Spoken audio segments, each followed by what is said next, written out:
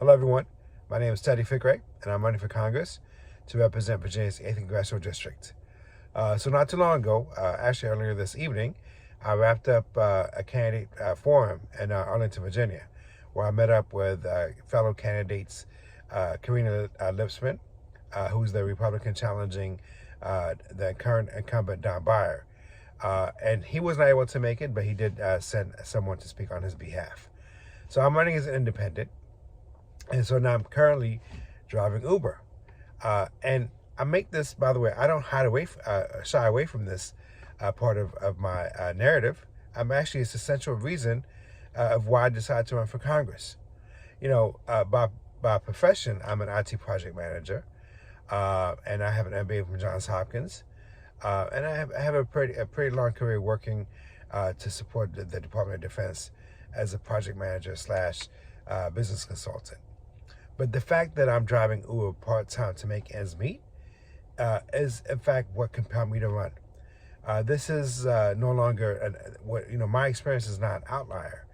It's the new reality, where more and more people are being driven to work 2-3 jobs at a time just to keep up with the bills. And where 60% of Americans, and I think that number is actually underrepresents the broader reality, where 60% of Americans are living paycheck to paycheck. The net savings of Americans is zero. And, 7 years ago, I myself went from 1 second living a life of comfort to sheer disaster when I lost my job at back then Booz Allen Hamilton and went through 2 years of homelessness. And I drive around, as I'm driving throughout D.C., Northern Virginia, Maryland, it's shocking how many homeless people that I see. Tent cities throughout D.C. This, it's in the land where we have such amounts of wealth, for it to be concentrated in the hands of a few, for the rest of us to be fighting over crumbs, it's unconscionable and it's unsustainable. This economy, it's right back. It's almost like we're right back to 2008. In a lot of ways, we never left 2008. We've been this economy has been fueled by sucking the blood out of the middle class, working class, and forget about the poor. I mean, it's further impoverishing more and more Americans, and this is being done in order to enrich Wall Street and to further enrich the 0.1% class.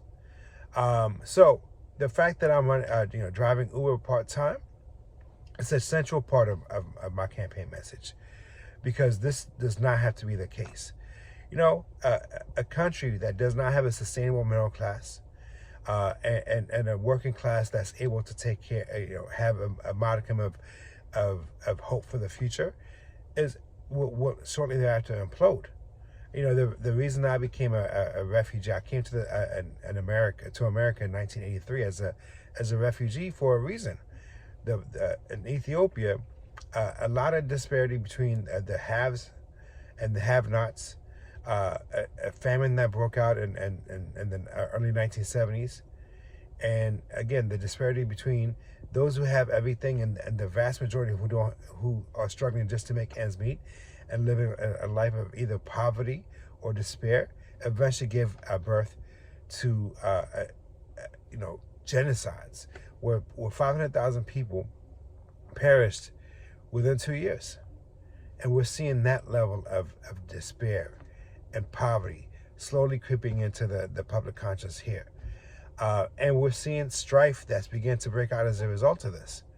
All the time we're being conditioned to fight based on our differences. We see each other through the prism of our, whether it's race, gender, orientation, ideology, and we bash each other all the time. But the one thing that we all have in common as Americans and really as human beings these days is economic uncertainty and for too many people, economic insolvency. So, but instead, our political process is not geared towards fixing or ameliorating these issues. It's meant to distract us from the underlying cause, and instead have us fight each other based on wedge issues, on hot button issues, on outrage after outrage being spun up, to distract us from the root cause of these things. Because the truth of it is, almost every social ill could be pointed to, could be sourced to economic inequalities. You can't have social justice without economic justice. So that's why I felt compelled to run for Congress. And I got tired of pointing at the ills of the world. And yesterday I picked up a couple. I was dropping them off, and they asked me, what made me decide to run for Congress. And I told them, I said, I got tired of being against and pointing to the ills of the world. This is my way of saying what I believe in, and what I stand for. I have a 3-year-old son, and when I talk to him about what I stood for, I want to tell him about what I stood for, not what I was against. And that's what I think all of us need to, at a certain point, need to do. We need to turn our grievances and complaints, and legitimate as they are, and there's a lot of reasons why there's a lot of frustration and anger, but not stop there. We need to actually offer a solution and be a part of the solution. But we can't even get to this level unless and this is the central reason why I'm running for Congress as well, is to touch upon this notion.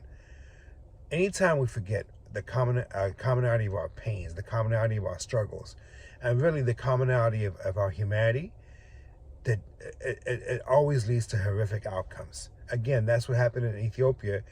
The year that I was born, and 2 years after, and to this day, Ethiopia is going through a lot of horrific outcomes on a daily basis because we've forgotten about our common humanity, and we're fighting each other and butchering each other based on labels, based on tribe.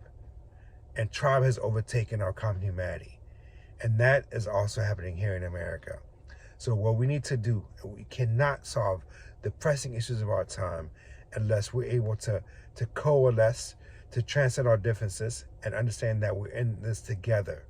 We cannot fix the issues, whether it's climate change, economic inequalities, racism, all these social ills, unless we actually come together as a people. So that's why I'm running. I'm going to continue to have these conversations in person, like I did at the candidate forums, and I'm also going to continue to have these, videotape sessions. Most of the time, I like to do them right after I drop off someone, or at the end of the day. Right now, it's at nighttime, so I'm just wrapping up for the day. Again, you can find out more about the campaign by going to www.fikre, F-I-K, that's F as in Frank, I-K-R-E, 4, VA, as in Virginia.com. Fikre4va.com. By the way, I really, if I wanted to, I guess I could, do this in a studio environment, get a little bit of a better camera, but I really appreciate that I'm doing it this way. Because one of the things I realized is that what's broken about our political process too is too often we get politicians that have pre-written, speeches, canned speeches, slick advertisement, all kinds of fortunes being inundated, and in order to, our political discourse is just about talking points, and we never get to the substance of things. I'm not running to be a politician. In a lot of ways, I'm repulsed by the politics that we have today. That's why I'm running as independent. I'm not taking a penny from corporations. I want to have real conversations and do so in a way that it's more and more people can kind of understand. So that's why I just record these on my phone in a car after I drop people off, because what we need more than ever is authentic conversations, and conversations where people could understand exactly where I'm coming from, where people that want to seek office are coming from. Like I say frequently on the campaign trail, I don't have to feel your pain. I live your reality. So that's what I believe we need in Congress in D.C. Is people that actually reflect and resemble our experiences. Not what we have currently is a bunch of millionaires working for billionaires, and obviously that's not working for us. So again, my name is Teddy Fikre, and I'm running for Congress as an independent for the House of Representatives. And you can find out more by going to my the campaign website, which is www.fikre, Fikre, number 4va.com. Thank you and have a blessed night.